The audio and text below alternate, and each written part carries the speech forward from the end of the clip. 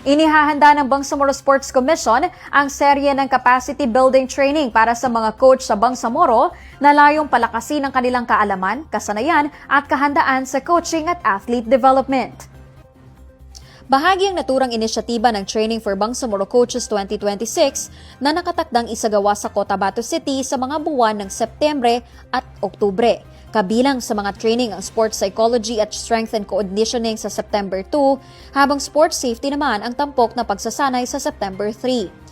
Isasagawa rin ng basic life support training para sa dalawang batch. Nakatakda ang unang batch sa October 5 hanggang 6, habang ang ikalawang batch ay sa October 7 hanggang 8, 2026.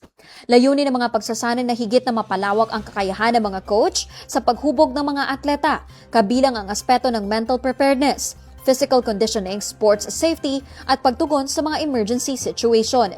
Bukas ang programa sa mga coach na residente at aktibong nagtuturo ng sports sa BARMM.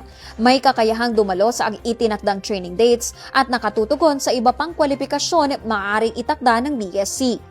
Ang mga kwalipikadong coach ay hinihikayat na magparehistro upang makilahok sa programa. Ang partikular na venue sa Cotabato City ay ipapaalam sa mga rehistradong kalahok sa mga susunod na araw. Sa pamamagitan ng serye ng pagsasanay, isinusulong ng Bangsamoro Sports Commission ang pagpapalakas ng kakayahan ng mga coach bilang mahalagang katuwang sa pagpapaunlad ng sports at paghahanda sa mga atletang Bangsamoro.